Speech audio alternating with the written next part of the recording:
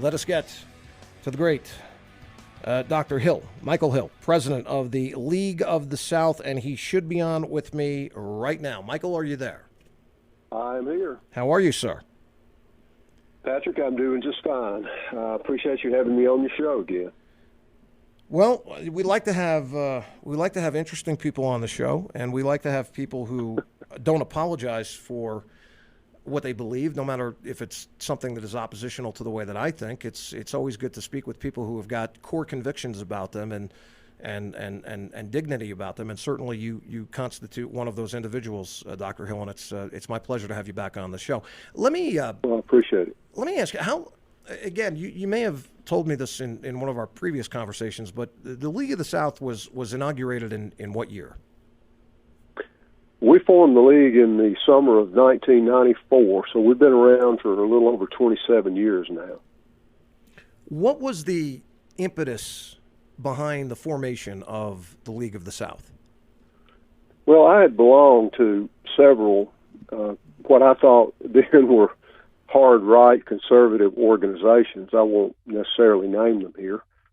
But they were respectable, had a lot of scholars and journalists and people like that in it. And I got to thinking every time I went to one of these, well, not every time, but 90% of the time, it was somewhere outside the South.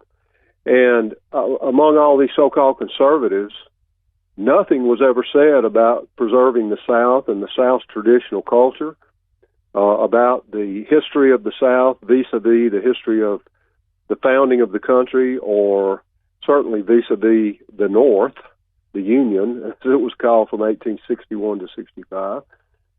So there was basically no Southern component, and I'd by that time become a nationalist anyway, and I knew what the term nationalist really meant. So I just decided to pull together. As it turned out, I think there were about 42 people who attended the original meeting in Tuscaloosa, Alabama in the summer of 94. And out of that, two-thirds, about 28, stayed the 3 days, and we decided to form a Southern nationalist organization, not just another conservative organization with a Southern slant, but a true Southern nationalist organization that would push for a free and independent South, because we felt like that was in the best interest of our people. With the way things had been going in the American empire, at that time, 27 years ago, and it's got nothing but worse, just like we had predicted it would from the beginning. Right. And we always saw, the League and secession, the principle of secession, independence, the great American 1776 tradition, We saw that as kind of a lifeboat, that the American empire was going down, sort of like, I guess, a political representation of a Titanic, and certainly it is. I think it's going down because it's now in the hands of a communist dictatorship, but that's another story. Maybe we can get to that later. But that was the impetus to sort of alert Southerners to the fact that we had something worth saving here, our people, our culture, our history, just the whole thing of who we were, and we are different down here. And, we were just going to ask Southerners a question. Is this worth preserving? And if so, how? And we think we have an answer. And if you believe what we believe, come join us. And, we've done that for 27 years, and we've had a lot of people join. We've lost some people, but when times got really, really tough, like they are now with the lawsuits and everything. But, we persevered, and we've got a good core of people, and we think we've just got a real solid historical and constitutional and moral and biblical ideal here for what we would like to see for our people and our country here. Republic of States. You mentioned Tuscaloosa before, Dr. Hill, and right. You did teach. You were a professor at the University of Alabama, were you not? Yes, I was. I was a professor at the University of Alabama from 1978. I started teaching my classes in 78, and I think 97 is when I left. And I taught for a couple more years at a couple of smaller schools in the area. But I had a career of about 20 years in teaching history on the college and university level. And I'm sure that your viewpoints when you were teaching at the University of Alabama were as strong and unapologetic as they are currently today. And I can't help but to ask you what, based upon other professors at the University of Alabama and other faculty, when they became aware of your non-apologetic view in regard to a host of different issues which go against the grain of the new enlightened politically correct system, how did they deal with that? How did you deal with that? Well, I basically told them to mind their own damn business. I almost got in a couple of fistfights in the hall with my professor colleagues there toward the end of my tenure. And it was pretty tense. I did have a few allies in the department. Believe it or not, they were all Southern boys, right, as you probably are not surprised. But we were greatly outnumbered, and I knew my days were numbered as well there. I taught also for a good part of that time at a historically black college, and actually the faculty and students were better to me there than they were at the University of Alabama. Is that right? They just kind of thought I was just weird white guy, yeah. And but they did say, man, you sure do stand up for what you believe. I said, hell yes, I do, because I knew that that's what they had been encouraged to do. Yeah, and they kind of respected me for that. I always wore my little Confederate lapel pin on special days, Confederate holidays and birthdays and stuff like that. And they just got to where they respected me. Now, the professors and the administration there were old black civil rights guys, and they hated my guts. So when they found out I was doing what I was doing with the league, they had a big meeting and called me in. And at that time, I had my picture on the front of a fairly prominent academic publication, and they pitched that down in front of me and said, Dr. Hill, what do you have to say about this? I said, that's a pretty damn good picture, isn't it? And I looked up and said to him, I said, look, I got my own private thing to do outside of teaching in college, and I expect to be left alone. And they left me alone. Well, I think it's imperative that we have an organization such as yours, the League of the South, and we need more unification through white America, standing for white American interests and Southern white American interests as well, as your organization does so well. But when in the mind's eye to the observer out there who is either neutral or takes a position that is left of center, good whites, as I call them, who are doing nothing more than taking part in the extermination and the extinction of their own race, which will manifest itself over the next couple of decades. But when you talk about something that is called League of the South, and then someone goes on your website and they look at your Constitution and your protocols and so on and so forth, Dr. Hill, the knee-jerk reflexive reaction of a lot of people is, well, this is a racist institution. And as the head of the League of the South, the president of the League of the South, Michael Hill himself, is a racist. So let me ask you a few questions. Number one, do you consider yourself to be a racist? Do you dislike or hate white people? And do you consider the League of the South to be a racist institution? It really, I guess, depends on how you define the term racist. That's always been the problem. I would probably, by the left's standards, be a racist among many other things because I dare to stand up for my own race, my own people, my own civilization with no apologies. But they can't quite seem to get it in their minds that doesn't mean that I hate anybody else. I love my own family better than I love anybody else in this world. But that doesn't mean that I hate my neighbor just because I love my own family the best and act that way and speak that way. So, what the left does is they demonize any kind of love for their own people and culture that white folks have. They demonize that as racist and white supremacist while they encourage everybody else to do that. Right. So I just said, well, I don't play hypocrite games, and the league doesn't either. We don't hate anybody. We'll certainly oppose people if they oppose us. Be damn straight we will. And we know what we believe and we know what we don't believe. And we are basically a Christian organization, Christianity properly and historically understood. But no, we're certainly not a hate group. I guess if you call someone who loves his own race better than another race a racist, I guess I am. But if you don't define the term that way, I'm probably not, because I don't really hate anybody.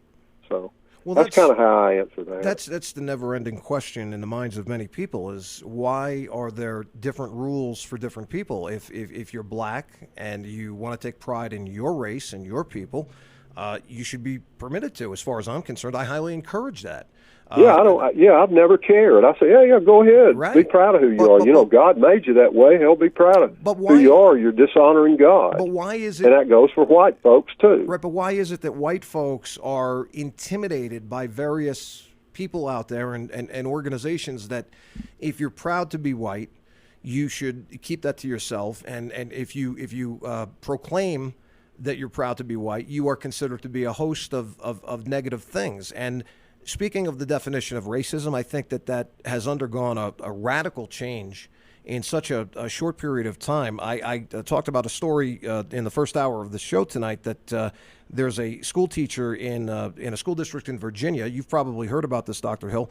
And he says that the marginalization and or the oppression of people of color specifically should be based on a socially constructed racial hierarchy, so to speak, that privileges white people. And there was a teacher that said recently that telling students to behave or to sit still is a form of white supremacism. Now, this is lunacy, of course, but this is something that continues to, manifest itself in the minds of people. And you've got teachers of impressionable kids that are sending these messages to them, and it's now impossible by definition for white people to be the victims of racism. The definition itself constructs that racial hierarchy that I spoke about before, whereby only people of color, so to speak, may be victimized, and the only white people may marginalize or oppress other people. And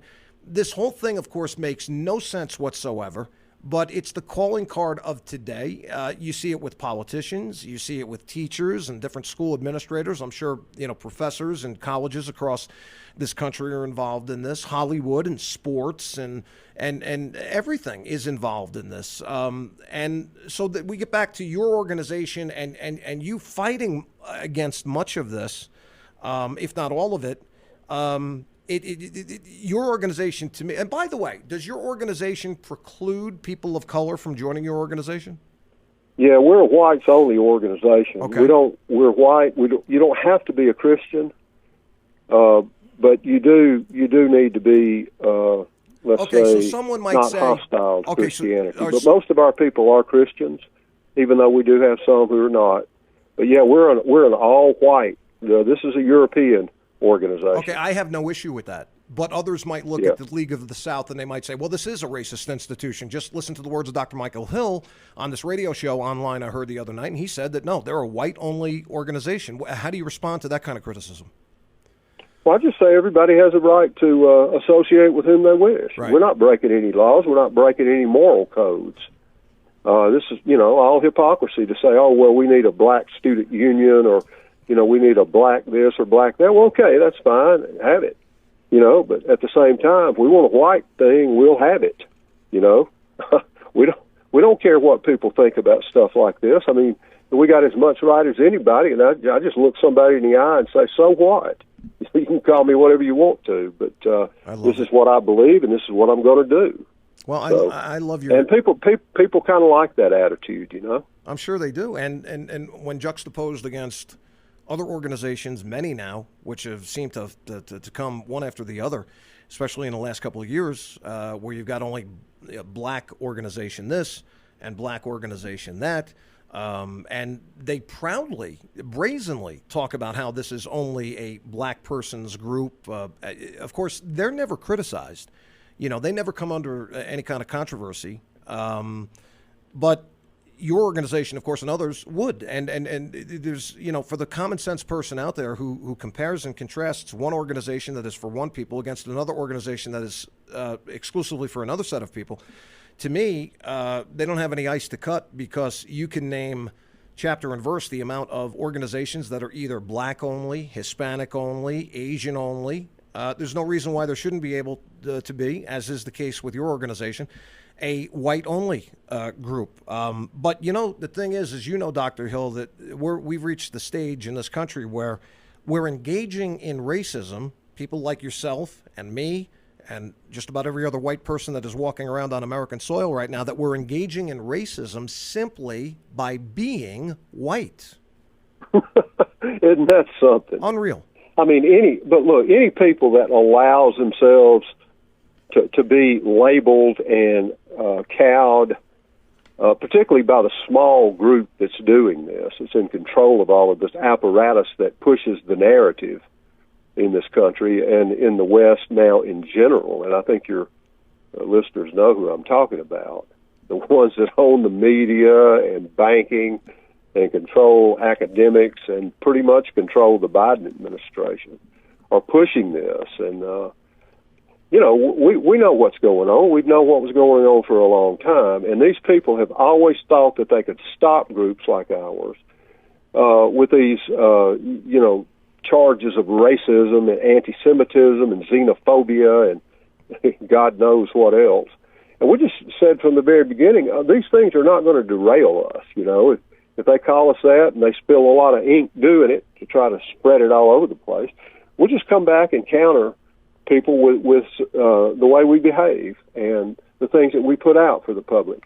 And then the public can make up its mind. Are we what they say we are, or are we an honorable group with an honorable goal? And, it's been mixed. We have a lot of self-hating whites out there. Oh, yeah.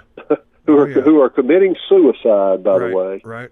Who have been taken in by all this basically, Jewish propaganda against the South, and that's where it comes from. Just look at Hollywood's portrayal of Southerners for the last 50 years or longer. Right.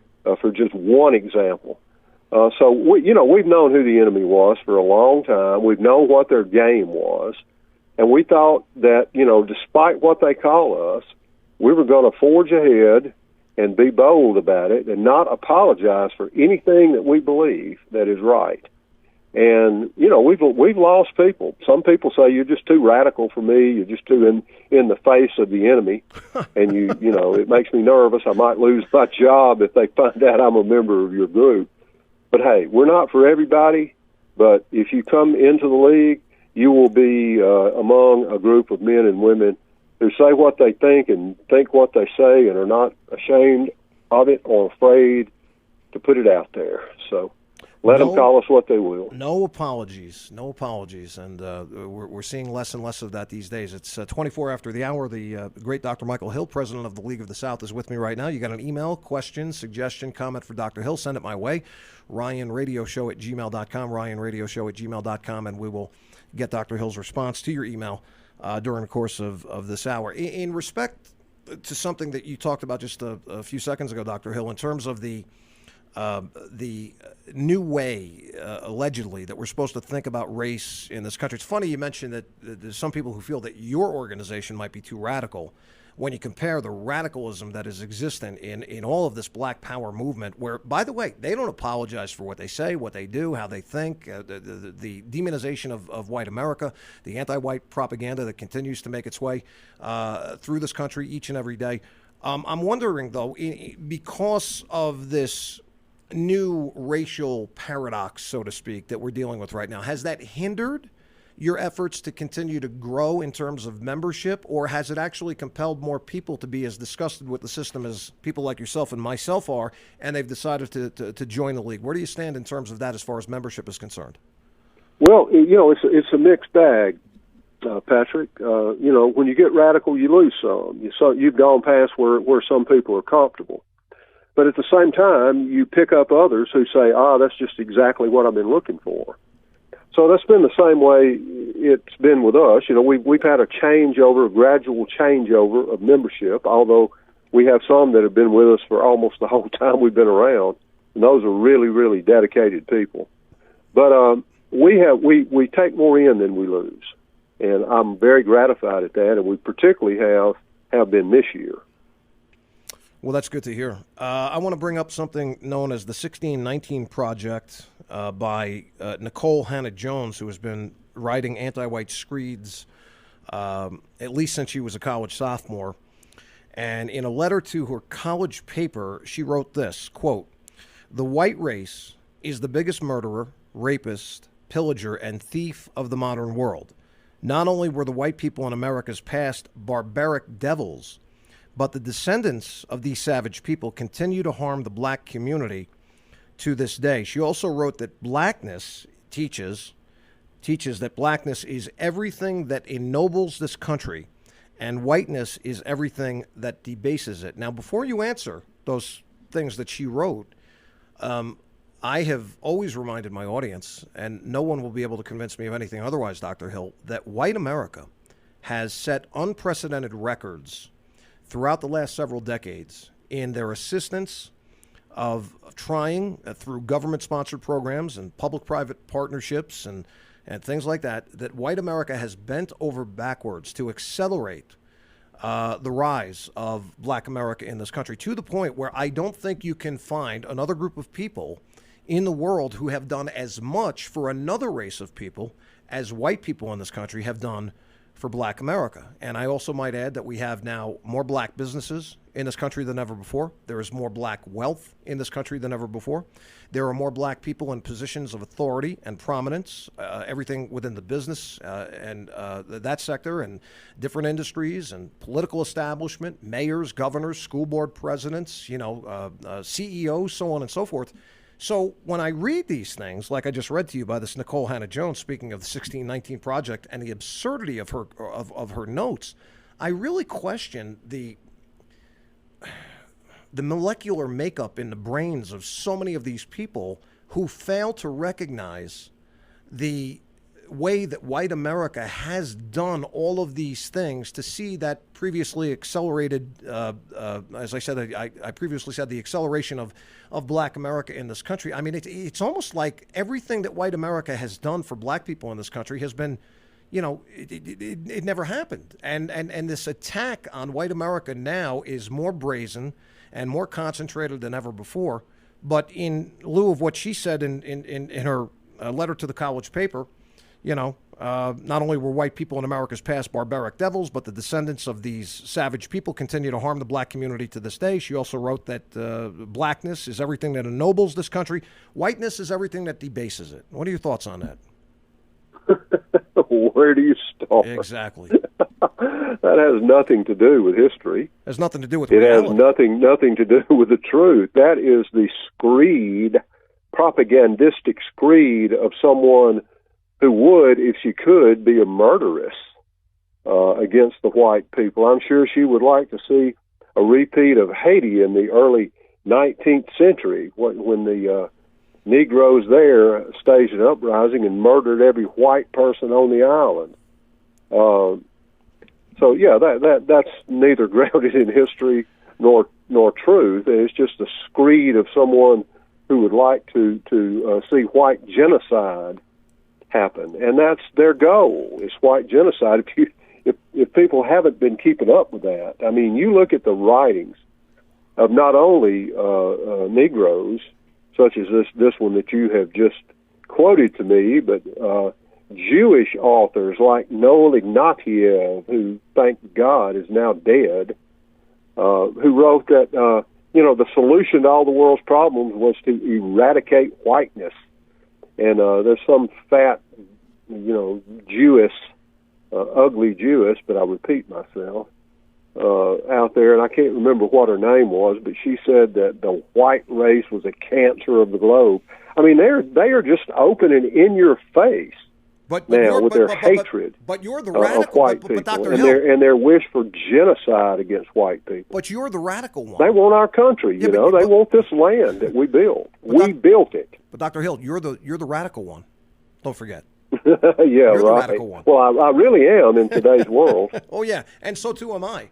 We do have an email that came in for you. It's a pretty lengthy one. I want to get to it. But before I get to the email, despite all of your best efforts, and despite the efforts of a lot of other people in this country who aren't given the platform or the forum to talk about the truth and to refute so much of this propaganda that is out there aimed at continuing to dissolve white people. And we're only a couple decades away from what they say. If the trend continues, white Americans will become the minority in this country for the very first time. Right. So with everything that you've done in investing yourself in a cause like this, where you're fighting, where you're out on the front lines for white people, and you're trying to wake people up and inform and educate them, you, in addition to a lot of other people, some of them that make appearances on this show, as you peer into the future and you consider what you've done up to this point in time, is there a lot of hope that you have that things can, and maybe more importantly, will change at some point? Because I continue to hope and wait for what amounts to being, for all intents and purposes, Dr. Hill, a revolution of sorts in this country. Where, and I ask myself, will push come to shove at some point?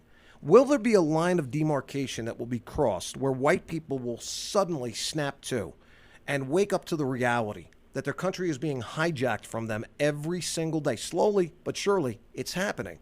And as you peer into the future, do you hold out hope that these are trends that can and or will be reversed at a point in time in the future?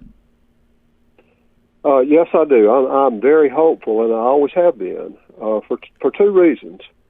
One is historic, and the other is religious. The historic first. Our people have always risen to the occasion. I can't think of many times that when we were facing another civilization, such as empires from the East, things such as that, Muslims, after the 8th century A.D., civilizational threats that the white man has faced, he's always stepped up and he's always done what was necessary. Unfortunately, he started fighting himself in about in all seriousness, in about the 17th century, and has been egged on and goaded into several massive wars against his fellow white men ever since. But at the times in history where white men have had to fight for their civilization against non-whites, they've done very well, even though they were in a minority. And we will be again, but we just have something that, numbers can't account for. But secondly, in the religious sense, I'm a Christian, an old-fashioned Christian. And I believe that God has a remnant, and we're God's people. The modern day Jews are not the chosen people. Believe me.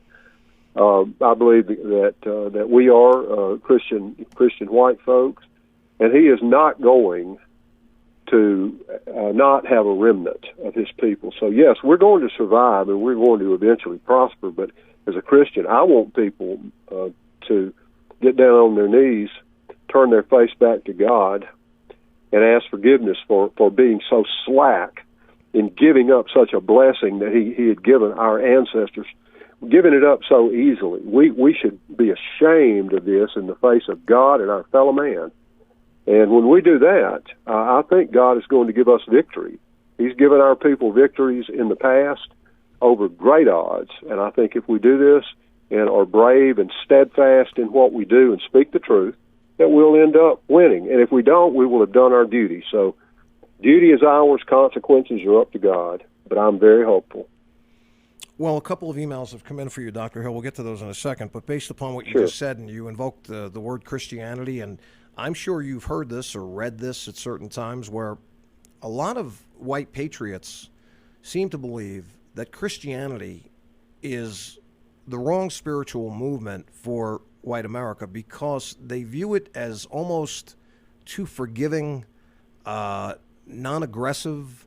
How do you? They don't understand the real thing. Well, yeah, exactly. And I'm chagrined whenever I read these kinds of comments or hear people talk about that. They want us to have some sort of a Nordic, sort of what I'll say is a a different kind of belief system that really doesn't believe in a son sacrificed for all of humankind to take possession of all the sins of humanity. They believe it's a little too soft for a lot of what I'll refer to as white patriots. How do you respond I'm to not that? going to argue with my Nordic brothers and sisters because they're my white fellow kinsmen, and I want to get along with them. But the sacrifice that Christ made was heroic. It was a heroic sacrifice for his people. There's nothing weak about it. He was in control of the whole situation, and he allowed himself to be crucified to pay the cost for our sins. And then he showed how strong he was 3 days later by breaking the bonds of death. Right. It's pretty damn strong. Yeah. So see, they just don't understand it. It's because they don't understand what true Christianity is. The Jews, by the way, hate true Christianity. They love what's called Christianity in the modern churches. They love that because that's nothing but Christian Zionism. Yeah. But if you get into real Christianity, the real thing, I think some of these Nordic type folks might perk up their ears and say, "Well, I didn't know that." Well, I'll tell you what. We need to get along together as white brothers and sisters, but we have our different beliefs, and we have to respect those. Well, I'll tell you what. I think that if they think that there's any weakness in Christ Jesus, amen, Really? that will quickly turn around when the Lord comes down for a second time. And once he comes back, he's going to do some ass kicking. Yeah, he is, and so that perception of Christianity and Jesus Christ Himself will quickly turn into being something else. Another thing you mentioned, Zionist Christianity. One of the terms I can't stand is the Judeo-Christian Church. Christianity. Yes, one of my friends likes to say that saying Judeo-Christianity is like saying a virgin prostitute. Yeah. Those two things can't exist together. Well, because Christianity at its core, Dr. Hill, this is an outright rejection of Judaism. Outright. Yeah, it's an outright rejection of Talmudic Judaism. Absolutely. Which is the satanic religion, and Christ obviously is the target of it. That's why they tried to kill him, And they've been an enemy for 2,000 years. Absolutely. But the problem is that we have, as you know, in the evangelical church movement in this country, there are so many pastors and so many churches and so many parishioners to these various churches. They're born again. I understand that, and they're going to go to heaven. Their sins have been paid for, but the continuation of the preaching of the Judeo-Christian church, the pastors who support Israel 100% in all ways, it's something they've taken unto their bosom. That's a big to problem. use a little biblical type language. They've taken unto their bosom a serpent, and it's going to bite them, wrap them up, and squeeze them to death. And it's already done it. The churches in this country are so corrupt, and it's because of that Judeo influence. And it started around the turn of the 20th century with a damn Schofield Bible, which was the King James version with notes in it from the Jewish perspective about how Christians should interpret the Bible. This is just a big con game, is what it's been. Right. And all these evangelical Christians, born-again Christians, have lapped it up because their preachers are teaching it, because that's what they're taught in these seminaries, which are captured by the enemy. Bingo. And I contend, as an old traditional Christian, that enemy is satanic. I would agree with you 1,000%. And this unconditional support for Israel. Now, maybe things are changing, because in the first hour of the show tonight, Dr. Hill, I did read from a report that 50% of the respondents to a most recent poll claim that Americans may be waking up to this unconditional support of Israel, and 50%, half of the people that were polled, said that they're not for this anymore. Well, that's good to know. Yeah. All right, a couple of emails. This is from Jeremy in North Carolina, Dr. Hill, and it kind of covers what we talked about a little bit before, but perhaps you can amplify some of your thoughts here. He says, thanks for having Dr. Hill on. I'd like his thoughts on what he thinks will happen with the white race in the United States. Will it become a small minority? And if so, how does it exist in the country? Over what period of time will this take place? Does America even exist in 25 years? And what are your thoughts on the future of our white children and grandkids? Thanks for having the guts to have this conversation, says Jeremy in North Carolina. Dr. Hill? Thank you for the questions, Jeremy. Those are really good ones. I'm not sure I can answer all. I'm not sure I can remember all of them, but or answer them all either. But I'll give it a try. I can tell you this: we don't do anything, our children and grandchildren are going to have a very bleak future, and we're not guaranteed to win. But we need to do our duty and fight for them. I mean, fight in every way that's necessary. With every tool at our disposal, because if we don't do that, they're going to have a very bad future. I'm kind of optimistic, as I told you before. Yeah. I really think that white people are waking up. I don't think we're going to allow ourselves to become a minority that's so small that we can't defend ourselves. I don't think God will let us get that small either. I do see the future right now of the North American continent as being one of ethno-states. And I think that will probably be a good thing, just for demographic reasons alone. I think Mexico is going to take back much of the southwestern quadrant of the current United States, just as a matter of demographics and politics. In a democracy, racial head count wins. And if that continues, then I think the southwestern part of the country will probably revert back to Mexico or be some kind of separate Hispanic-dominated nation state. Right. I think there will be a white ethno-state that takes up part of the upper, mid, and upper level South and parts of the Midwest, and maybe even parts of the Rocky Mountains. It may extend out that far. And I think that you're going to have enclaves of Negroes and Jews and other non-whites in places like, from Atlanta to New York City to Chicago to L.A. There'll be these corrupt and poverty-stricken city-states. And around them, I think there'll be zones of conflict between them and mainly rural and middle-class and working-class whites who have retreated to the countryside when all this starts. And I think the retreat's already begun, and I think it's a good thing. Our people are out here in the sticks are getting ready, trust me. I travel all over the South, and I see it. I mean, everything from stocking up on food to stocking up on ammo and, just getting their heads ready for what is likely coming. I think it's going to be a fight to the finish. I think the left, the communist left, the Judeo-Bolsheviks, as I call them, are making their move right now. I think this is their big move. And this is the time for white folks to put their shoulders together and do not give in to this mess. And you know what I'm talking about. It's coming at you from a lot of different directions. You got to be wary, but you got to realize you, white man and woman, are the target. I don't care if you're Southern or not. You are the target. You need to take this as being a war, because that's what it's That's what it's been. It's been kind of a cold war, but it's turning hotter and hotter every day. You need to get ready for what's coming. I'm not advocating you do any violence except in self-defense. Obviously, you do when you have to. But I'm just saying get ready, because there's a tinderbox full of fuel here, and there are a lot of people out here playing with matches.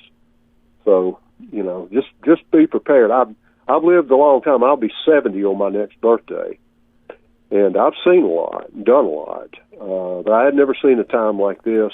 But I am optimistic there will be a white race, and we will have part or all of this continent back to ourselves, and we will rebuild our civilization. But it's going to be a struggle to get there. I won't make it, just probably because of my age and being on the front lines. I probably won't make it, but I know some of you will, and I hope to see. I hope to see be sitting up there in heaven, looking down and smiling at what you've accomplished, along with us who won't be there anymore. So yeah, I'm optimistic, but we have a war ahead of us, and we really, really need to get ourselves ready to fight in whatever way that we need to preserve our people and our civilization.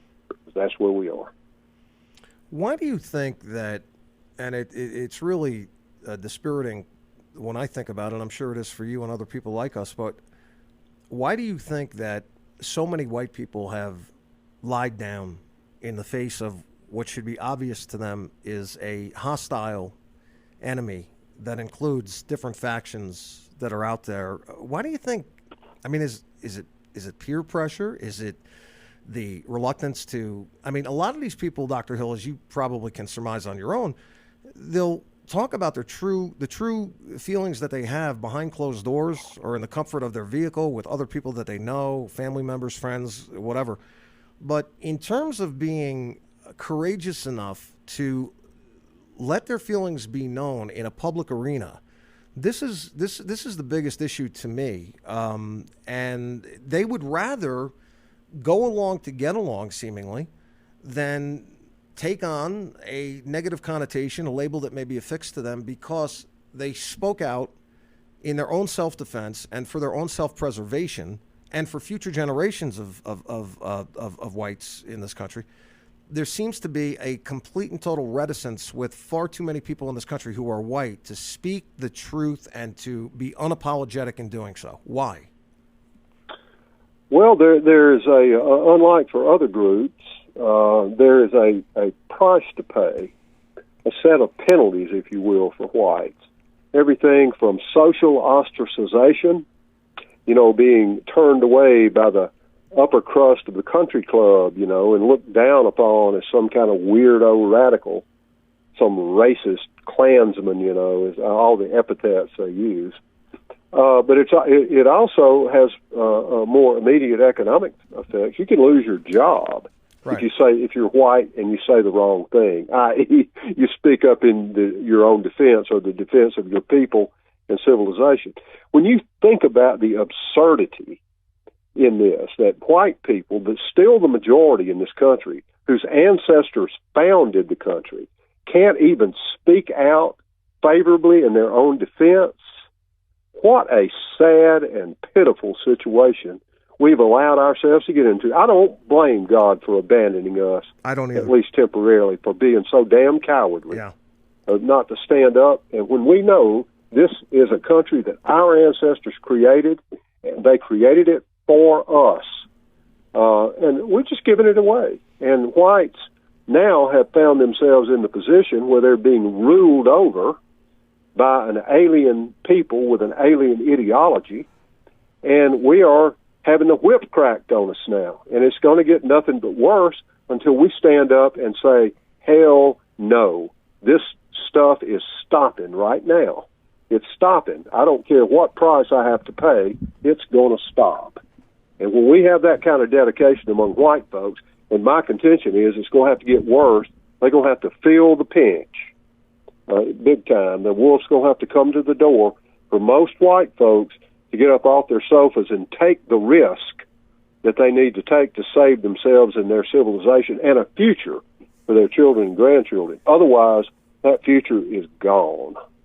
Am I alone in my thought that when I consider this radicalism that is a part of the everyday life tapestry in this country, Dr. Hill, that I can't help but thinking that the enemy, which is becoming more and more emboldened, in their private thoughts are saying to themselves, I can't believe how we have the enemy in us so on the run and acquiescing to not our suggestions, but our demands. I think that these people get together and they say, what is happening? I thought it would be harder, much more difficult than this. But every time we make a demand, we march, we do something, we write something, everybody's falling in line and going along with this whole thing. I think these people are utterly amazed at the success that they've had. Yeah, absolutely. you know, it when you study history, you realize that it only takes about 8 to 10% of a particular group in a country, and certainly in a multicultural country like this, that would be a large number of your people, 8%. But that's all you need to get something like a movement going, a serious movement going. Because if you have that kind of dedication and organization among even a small percentage of people, you've got such an advantage over just an amorphous mass of people out there who may all have a few things in common, like skin color, race, ethnicity, ideology, religion, things such as that. So organization is going to be the key in something like this, I do believe. And we've seen the left in this country very, very organized for the last 100 years. 100 years ago, they really in earnest started worming their way into the institutions in this country to take them over one by one. And now they've done that, and now they've thrown the mask off. And their organization and their perseverance and diligence in doing this, I'll give them credit for it. They've done their work. I mean, they're destructive. That's all they can do is destroy. But they're very efficient at it. They know what they're doing. They're an enemy that should not be underestimated. No. And they have a good track record of getting things done. And whites and conservatives just sat around and hoped for the best, and said, "Well, I'm just going to mind my business." Well, you can't just mind your business these days. If you're white, they'll pick you off one by one. You've got to organize with your white brothers and sisters because you are the target, white man. And if you are out there by yourself, they're organized well enough, they control enough institutions, and now they control the U.S. government. And if you don't think that's a weapon they won't use, you sit back and watch. It's a serious time to be a white man in the country that our ancestors founded and bequeathed to us. So, what a time to be alive. Are you on any kind of a time limit here tonight, Dr. Hill? If we bleed into hour number 3 a little bit, are you okay with that? Well, I can probably give you about 20 more minutes. Okay, that's fine. That's fine. I want to get to an email that came in from Washington, D.C., and also some other things that are on my mind based upon your responses to so many things we're talking about here. Here's from Stas. He's in Washington, D.C., and he says, Dino, question for you and Dr. Michael Hill. I think it is a very important and interesting topic for both of you to discuss. In your opinion, Dr. Hill, what's wrong with today's young generation of people here in America, both men and women? In particular, he writes, you have a huge percentage of young white demographic getting along with all kinds of destructive social, political, and false scientific medical narratives. He writes, as you both know, there are so many people, white people, who actively cheer on the destruction of freedom, the destruction of the American Southern history, such as taking down the statues of honorable men, renaming schools, other places, and perhaps the most important issue that we are facing today, the decline of white population here in the States, and at the same time celebrating the advancement of any non-white black empowerment movement. How did we get to such a low point in our society, and what needs to change? And he also adds something in relation to what he mentions. Just recently we're witnessing, he writes, another despicable erasure of white American Southern history in Richmond, Virginia, with the taking down of the statue of Robert E. Lee. He says another big event is supposed to happen this week, tomorrow, and on Saturday in Columbus, Tennessee, the reburial of the great Confederate General Nathan Bedford Forrest and his wife.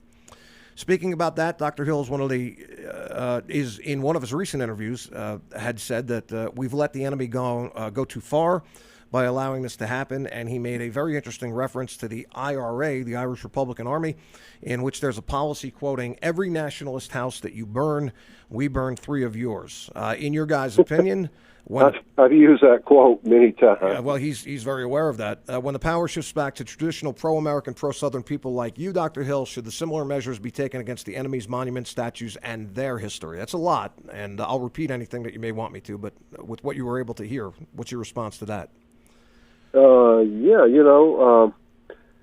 of this there are several facets to this. When we first started the league, over a quarter century ago, the NAACP was very busy trying to take down the Confederate flag, take down statues and monuments, just like is being done today by Antifa and Black Lives Matter. It was just a different cast of characters back then. But look, a lot of people say, well, so what? These can be put somewhere else. They can be replaced and all that kind of stuff. And there's some, obviously there's truth to that. But what this is it has a deeper meaning. This is a changeover in who's running the show. When you have your heroes and your symbols and your songs and street names and school names of your heroes, when you have those in the ascendancy, that means you control the civilization. When yours start coming down and somebody else's start going up that are the complete opposite and stand for the complete opposite, then you had better recognize that you are on the decline and that eventually they will not be satisfied just for coming for the stone and the fabric and that and all the stuff that flags and monuments are made out of. They're going to be coming for that flesh and blood, because they don't hate the Confederate flag or statues of General Lee and General Forrest just because they happen to be some abstract thing. They hate them because they hate you. To them, they're symbols of you, white man, in this case, white Southern man. And they're coming for those, and they'll be coming for you. Look, these people don't have the same worldview as we have. We kind of live and let live, and I think that's maybe why we've sunk so low. But when they play the game, it's not based upon any niceties about rules and regulations and laws and things like that. There's one law basically among these people, and that is, if you got something I want and I'm strong enough to take it from you, I'm coming to take it. That is the law of the damn jungle, and that is what we're facing. We have lost control of the streets in our major cities. We're losing control of our legal system, and basically what happens when you can't defend yourself against the people whose basic law is, I take what I want if I'm strong enough, and if you're strong enough to preserve it, then it's yours. I mean, is that a world that whites want to live in? I don't think so. We never created one like that. But when we are no longer the majority, that's going to be the world that we live in, and they're not going to be near as nice to us as we were to them. Hell no. They basically will say, hey, it's time for payback, Whitey. You bet you're right. Well, then that seems to be the prevalent thought right now. I mean, if you pay attention to things, that seems to be the thought right now. And what boggles the mind, what is staggering to consider, is that all of these good whites, as I talk about, as I refer to them, Dr. Hill, they fail to recognize that they and their children and their children's children, if we get that far along, are going to be subjugated to black tyranny in this country. Yeah. But it's going to be brutal. If people knew what went on in Africa, they would be chilled to the very bone by what may be coming to these shores. But they think they're going to be excluded. They think that because they were behind this all the time, that once we have have white minority in this country, that they're going to be held aloft as people that are part of the solution. But they don't realize that at a certain time, when we see this transference in this country, this demographic transference, they are going to be living under the heel. And they will be stepped on, and they will be castigated and criticized and put in their place the same way that they're trying to put people like you and me and many others in our place right now. Yeah, I just always tell these white liberals they'll be eaten last. That'll be their privilege. Oh, and on it goes. It's just... Yes, it does. I mean, some of the stupidest people in the world are what I call anti-white whites. I mean, they got a big shock coming for them if their side, God forbid, should win. Peter sends an email in here, Dr. Hill, and he says, Dr. Hill, in your considered opinion, why is it crucial, why is it important for America to remain majority white? Well, largely because, our people built this civilization. It is a white European civilization, and that's why it has been the envy of the world, because our ancestors created the greatest civilization by far the world has ever known, the most free, the most prosperous, and for a while, when we were up to defending it, the most secure, and has taken that civilization and given it to other people who couldn't create it, and as it's turning out, can't sustain it on their own, giving it to them for free, and well, the rest of the world looks around at what the white man's created, and that's why he wants to come here. He wants the fruits of our labor, but when it becomes a non-white country majority, and we have a democracy, then whites are going to be basically, used as this body for all these parasites who want to suck it dry, and then when it's gone, everybody will die. Everybody will be dead.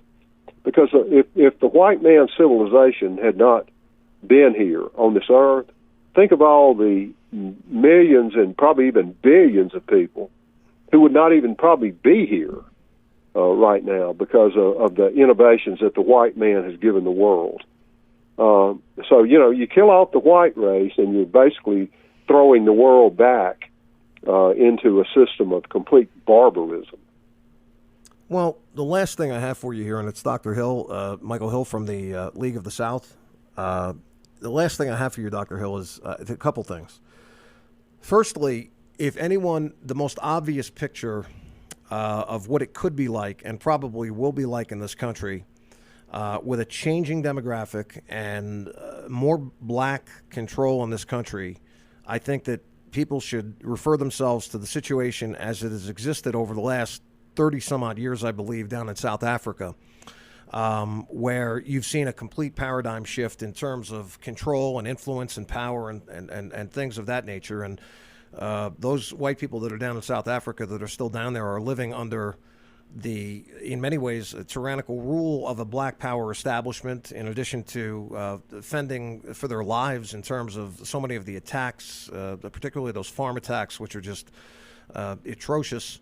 That's one thing. And then the other thing is, I always ask my audience to show me the nation in the world that is black power controlled, black power influenced, that is a highly productive nation, one where the rule of law is respected, the state of affairs in terms of just living your life, the quality of life, so to speak, is very good, where other people want to go.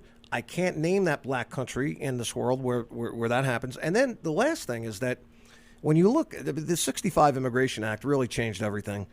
Yes, it did. And when you look at the vast amount of people that are leaving these, what is in a lot of people's minds as prosperous nations, where you have all of the advantages of a high quality of life, and why are all of these people from South America, Central America, Mexico, Somalia, so on and so on, why are they coming here? If their world and their lands and their governments and their people and their societies are so damn productive, why are they wanting to come to a hostile, racist-oriented, white supremacy-led, goes the saying, America? Why is that? Why aren't they staying in their own lands? Well, as I said before, they see what the white man has created and they want it. They want it. Yeah. They want it, and we are too stupid to realize that our suicidal altruism, which is certainly misplaced here, is probably going to kill us if we don't stop. These people breed faster than we do. They get paid to breed. Our people don't. Our people are discouraged from even marrying. Right. All this perverted sexuality and LBGTQ, whatever the hell the other letters are, all this perversity. All this is being pushed by the Jews, of course. And this will be a black-run country only on certain local levels. At the very top, it'll be a Jew-run country. But the blacks will just be down here on the local level, keeping the whites in check. So that's the future they have planned for us. And you will never be able to walk out on the streets safely again. I don't care how small the town is. If these people have their way, they will swamp you with numbers, and you will have a hard time of it. So I don't know. The clarion call is out there for whites. We're really facing a lot. I've said since the 1970s. I've still got friends in Southern Africa. I've said from the 1970s that was coming here. It was coming here in spades. No pun intended. And it was going to be the same actors involved. The Jews up high and the blacks down low on the street level, and that's the plan. And they're trying to work it here in their final assault on the West. And all along, their whole goal has been to destroy what was once called Christendom, because they hate Christ and they hate His church. Well, it's been a pleasure having you on tonight, Dr. Hill, and I'd ask you to conclude. You had your national conference for the League of the South that was just last weekend, and how did that go? Yes, we did. Yeah, talk about that a little bit. All right. We were down in Central Alabama. We had a great lineup of speakers, including a gentleman I know who is a frequent guest on your show, Dr. David Duke. Yep. We had Brad Griffin / Hunter Wallace, who's a big-time blogger on the hard right. We had Eddie Miller and James Edwards, the host of two really good radio shows. Eddie hosts Blood River Radio, and James hosts, of course, the Political Cesspool. Sure. Both of them down south. I'm a frequent guest on those too. And the great white nationalist attorney from Atlanta, Sam Dixon. So we and among others, we really had some high class speakers. It was better attended than I thought it would be. People were just not quite back into the mode of freely traveling with all this mess going on with whatever this is, virus or something. But yeah, I was very pleased with it all. Just glad to see my old friends again, and be there for 3 days with them, and we had a real good time, and I think everybody enjoyed themselves. We'll have videos up, and you'll be able to see those when they get up on our website, which is leagueofthesouth.com. When you go in there, if you'll click on the news icon, it will take you to our latest post, which I hope very soon will be some videos from the Florida State Conference back in August and the National Conference, which concluded last weekend. So we'll have our next National Conference sometime in 2022, probably in the summertime, earlier in the summer. But we'll let everybody know. But check out our website at www.leagueofthesouth.com. And it has my email and my phone number on there for my office, and feel free to contact me that way if you'd like. Well, I wasn't there this year, but as I told you on the phone last night, when we were setting up your conversation here tonight, that I definitely plan to be there next year, and I'd like to do 3 radio shows down there during. Man, that would be super if you could do that. Yeah, I'd like to do that. And also, I might mention before I let you go, you invoked the name of Sam Dixon. Forgive me for not knowing this gentleman. Would you encourage me to get him on the show like my own? Absolutely. Sam is one of the smartest, most perceptive gentlemen I've ever known. As I said, he's an attorney, a white nationalist attorney. In the Atlanta area, he's just an amazing mind, and just a great guy too. A very, very good interview.